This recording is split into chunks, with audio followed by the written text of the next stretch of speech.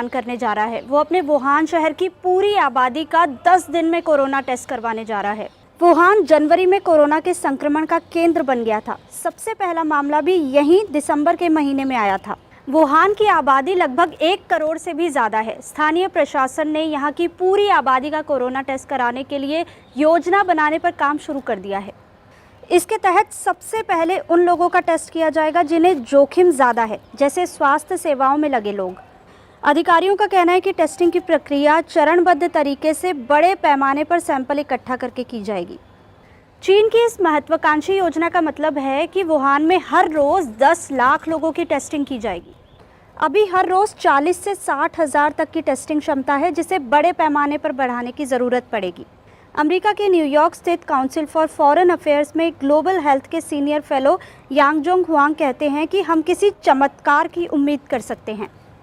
हाल में वुहान में एक ही कॉम्प्लेक्स में 6 नए मामले सामने आने के बाद ये बड़ा कदम उठाया गया है।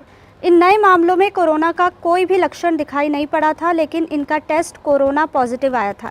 ऐसे मामलों को एसिम्प्टोमेटिक कहते हैं, यानी जिनमें संक्रमित होने का कोई लक्षण ना हो।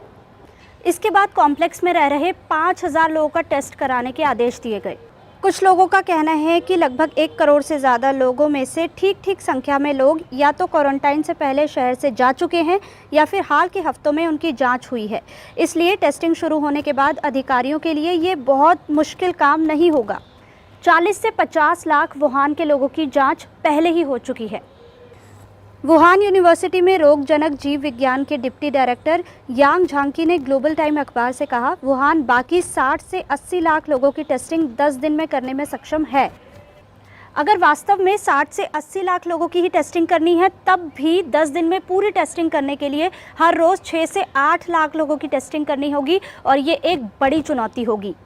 कुछ आशावादी लोगों का कहना है कि अगर चीन की सरकार ठान ले तो ये संभव है।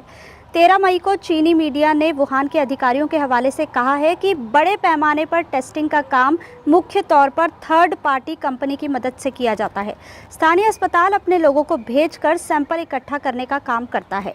अधिकारियों के मुताबिक थर्ड पार्टी की टेस्टिंग क्षमता करीब 1 लाख प्रतिदिन होती है।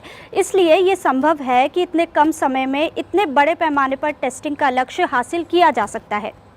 जहां एक और कई देशों ने अपने यहाँ लॉकडाउन में छूट देना शुरू कर दी है, तो वहीं इसके साथ दूसरे दौर के संक्रमण का खतरा अधिकारियों के लिए सिरदर्द बना हुआ है। वुहान में 8 अप्रैल को 11 दिन के सख्त लॉकडाउन के बाद छूट मिली थी और अब ये नए मामले सामने आने के बाद दूसरे दौर के संक्रमण का खतरा बढ़ गया है।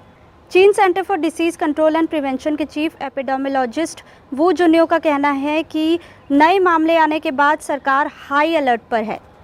उन्होंने कहा कि वुहान में हर किसी की टेस्टिंग कराने की ज़रूरत नहीं है। जिनके पड़ोस में कोई नया मामला नहीं है, उनकी टेस्टिंग कराने की ज़रूरत नहीं है।